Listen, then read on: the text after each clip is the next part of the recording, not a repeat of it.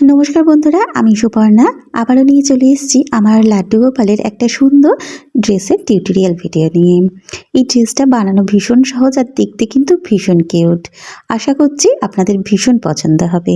আর বোনাটাও বেশ সহজভাবে বোনা দেখিয়েছি, আশা করছি তোমাদের বুঝতে কোনো অসুবিধা হবে না। প্রথমেই দেখো, কুরুশ কাটার মধ্যে আমি ঘর তুলে নিয়েছি, নিয়ে সিঙ্গেল চেইন বুনে নেব। প্রথমে আমরা 17টা চেন বুনে নেব, অর্থাৎ 17টা চেন আমরা বুনে নিলাম। 17টা চেন বোনার পর আমরা কি করব, তারপর থেকে আরও 3টে চেন বুনবো।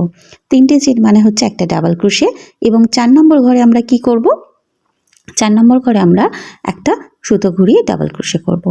সেই 4 নম্বর ঘর থেকে কিন্তু আমরা ডাবল ক্রোশে করা শুরু করছি, অর্থাৎ 3টে চেনের জন্য একটা ডাবল ক্রোশে ধরবো, এবং তারপরে প্রত্যেকটা ঘরে আমরা একটা একটা করে ডাবল ক্রোশে করবো। অর্থাৎ 17টা ঘর, 17টা ঘরের জন্য 17টা ডাবল ক্রোশে।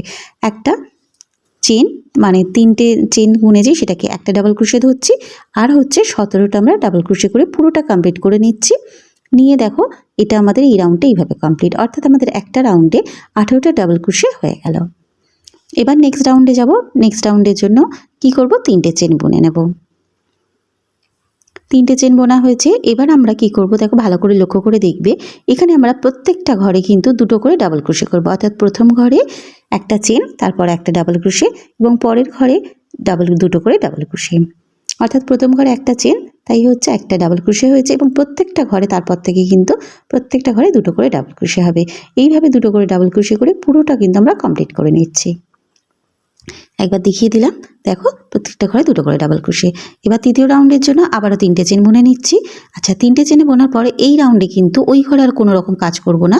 তারপরের ঘরে অর্থাৎ দ্বিতীয় ঘরে একটা ডাবল ক্রোশে করব, এবং তৃতীয় ঘরে 2টো ডাবল ক্রোশে করব।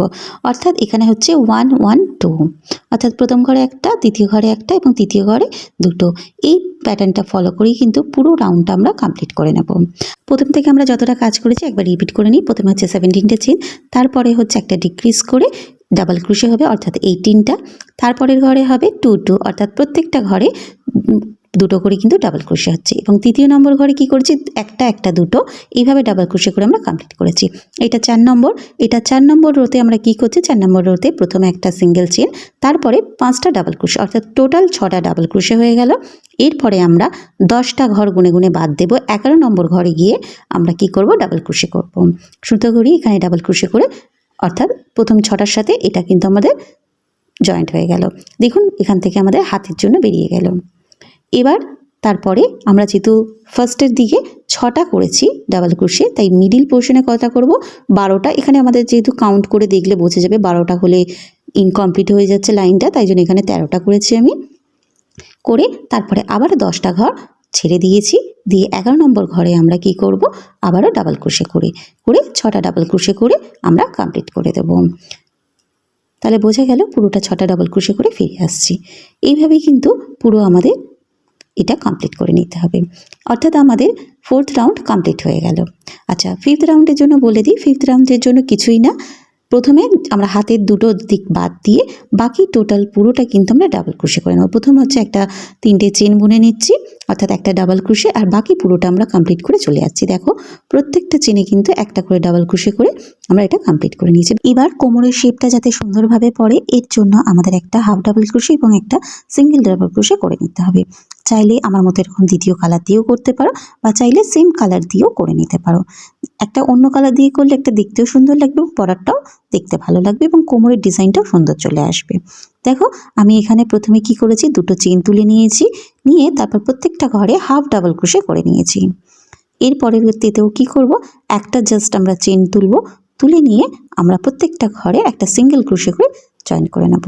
প্রত্যেকটা ঘরে কিন্তু একটা করে সিঙ্গেল ক্রোশে, এবং প্রত্যেকটা ঘরে একটা করে ডাবল ক্রোশে করে আমরা পুরোটা ফিরে আসছি। দেখো, আমাদের কমপ্লিট। এরপর সাইডে ডিজাইন করার জন্য প্রথমে আমাদের 2টো চেন বুনে নিতে হবে, তারপরে প্রত্যেকটা ঘরে কিন্তু আমাদের 2টো করে হাফ ডাবল ক্রোশে করে জয়েন করতে হবে। প্রত্যেকটা ঘরে 2টো করে হাফ ডাবল ক্রোশে করে কিন্তু পুরোটা আমরা কমপ্লিট করে নেব। এর আগের ভিডিওতে, চুলি বানানোর ভিডিওতে পুরো ডিটেলসে বলা আছে, সেখানে গিয়ে দেখে নিতে পারো। এখানে আর ডিটেলস আমি বললাম না, ভিডিওটা প্রচুর লং হয়ে যাচ্ছে। প্লিজ যারা দেখতে চাও আগের ভিডিওতে প্লিজ একটু দেখে নিও। দেখো, এইভাবে আমরা পুরোটাতে কিন্তু হাফ ডাবল ক্রোশে করে পুরোটা কমপ্লিট করে নিয়ে ফিরে আসছি। আচ্ছা, এটা আমাদের হয়ে গেল। আমাদের কিন্তু চলি কমপ্লিট। এরপরে যাচ্ছি আমরা ঘাগরাতে। ঘাগরা বানাবার জন্য প্রথমেই একটা আমরা সাদা সুতো নিয়েছি এবং এটা স্টার্ট করব আমরা এই রকম কর্নার থেকে। দেখুন এরকম কর্নারে প্রথমে আমি একটা নট বানিয়ে নিলাম, নিয়ে আমরা প্রথমে 3টে চেন বুনে নেব। 3টে চেন বোনার পর পরের ঘরে আমরা ডাবল ক্রোশে করছি। একটা ঘরেই কিন্তু 2টো ডাবল ক্রোশে হবে। একটা ঘরে 2টো ডাবল ক্রোশে হওয়ার পর একটা চেন বুনবো, তারপরের ঘরে একটা ডাবল ক্রোশে হবে এবং তারপরের ঘরে আবার 2টো ডাবল ক্রোশে হবে। অর্থাৎ এখানে কেমন হবে, একটা দুটো এইভাবেই কিন্তু যাবে এবং 2টোর পরে একটা করে কি হবে আমাদের চেন হবে। তাহলে কিন্তু আমাদের একটা ফাঁকা অংশ বেরোবে। দেখুন এই যে মাঝখানে যেটা ফাঁকা জায়গা আছে সেইখানে আমরা কি করলাম, 2টো এসে আমাদের কমপ্লিট হয়ে গেছে। তারপর একটা সিঙ্গেল চেন বুনেছি, কিন্তু এই দিকে আমাদের একটা যদি বুনি এটা দেখতে ভালো লাগবে না, তাই আমি কিন্তু এখানে 2টো বুনেছি। ভালো করে লক্ষ্য করুন, একটা ঘরে 2টো ডাবল ক্রোশে করেছি এবং তারপরের ঘরে একটা করে আমরা কিন্তু এটা চেন বুনে নিয়েছি। আমরা প্রত্যেকটা যেটা একটা দুটো করছিলাম ওই জায়গাটা এসেই শুধুমাত্র একটা আমরা করেছি, 2টো একটা করেছি, যাতে দেখতেও সুন্দর লাগে এবং আমাদের ঘরটাও কমপ্লিট হয় আর স্টিচটাও যাতে ভুল না হয় সেই জন্য এইভাবে করে পুরোটাকে লাস্টে গিয়ে একটা চেন দিয়ে তারপরে লাস্টে বন্ধ করে দেব। এবার ঘাগরা সেকেন্ড রাউন্ডের জন্য প্রথমে 3টে চেন বুনবো, তারপরের ঘরে আমরা বুনবো একটা ডাবল ক্রোশে এবং 3য় নম্বর ঘরে একই সাথে একই ঘরে 2টো ডাবল ক্রোশে করব এবং তারপরে একটা চেন বুনবো। আবারও তারপরের ঘরে সেমভাবে একটা ডাবল ক্রোশে, তারপরের ঘরে আবারও একটা ডাবল ক্রোশে, অর্থাৎ পরপর 2টো ঘরে আমরা একটা করে ডাবল ক্রোশে করব এবং 3য় নম্বর ঘরে একসাথে একই ঘরে 2টো করে ডাবল ক্রোশে করব এবং শেষে গিয়ে একটা চেন দিয়ে কমপ্লিট করব।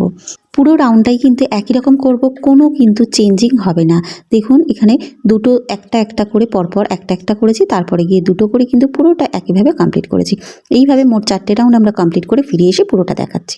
প্রথমে দেখুন একটা, তারপরে 2টো, তারপরে পরপর 2টো, অর্থাৎ পরপর একটা, তারপরে 2টো, পরপর 3টে, তারপরে 2টো, আবার তারপরটা দেখুন পরপর 4টে, তারপরে 2টো দিয়ে একটা করে সিঙ্গেল স্টিচ দিয়ে এইভাবে পুরোটাই কিন্তু কমপ্লিট করব। আপনারা চাইলে যদি আরও বড় করতে চান আরও বড় করতে পারেন। আমি মোট 4টে রাউন্ড করেছি। এবার 5 নম্বর রাউন্ডে ফিরে আসি। 5 নম্বর রাউন্ডে আমরা কি করব, অন্য একটা কালারের সুতো নিয়ে প্রথমে জয়েন করে প্রথমে আমরা এখানে 3টে চেন বুনেছি, তারপরে আরও 2টো চেন বুনে নেব, নিয়ে এর পরের ঘরটা বাদ দিয়ে তারপরের ঘরে আমরা কি করব, ডাবল ক্রোশে করব এবং তারপরে আবার 2টো চেন, তারপরের ঘর বাদ দিয়ে তারপরের ঘরে, অর্থাৎ একটা ঘর বাদ দিয়ে স্কিপ করে আমরা প্রত্যেকটা কিন্তু এইভাবে ডাবল ক্রোশে করব এবং 2টো করে চেন নেব। ডাবল ক্রোশে করব এবং 2টো করে চেন নেব এবং একটা করে ঘর স্কিপ করে পুরোটাকে আমরা জয়েন করে দিচ্ছি। দেখুন এর পরের রাউন্ড অর্থাৎ 6 নম্বর রাউন্ডের জন্য প্রথমে আমরা 3টে সিঙ্গেল চেন বুনে নেব, এরপরে আমরা বুনবো ইনকমপ্লিট হাফ ডাবল ক্রোশে। মোট 3টে করব, করে তারপর টোটাল চেনের সঙ্গে মিলিয়ে নিয়ে এটাকে কমপ্লিট করে 2টো চেন বুনবো এবং পরের ঘরে 4টে ইনকমপ্লিট হাফ ডাবল ক্রোশে করে একসাথে জয়েন করে দিয়ে আবারও 2টো চেন বুনে নেব।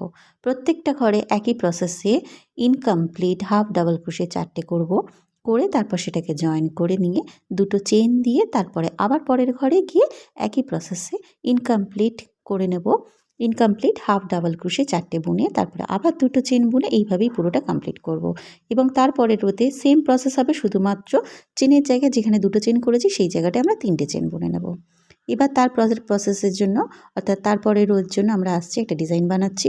ডিজাইনে প্রথমেই আমরা 3টে চেন বুনে নিচ্ছি এবং প্রত্যেকটা ঘরে 6 থেকে 7টা করে আমরা হাফ ডাবল ক্রোশে করব এবং তারপরের ঘরে গিয়ে একটা সিঙ্গেল ক্রোশে দিয়ে জয়েন করে দেব এবং তারপরে ঘরে আবারও সেম প্রসেসে হাফ ডাবল ক্রোশে করব।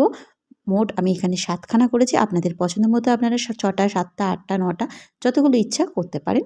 করে তারপরের ঘরে গিয়ে অর্থাৎ একটা ঘরে হবে এবং তারপরের ঘরে গিয়ে সিঙ্গেল ক্রোশে করে জয়েন করে দেব।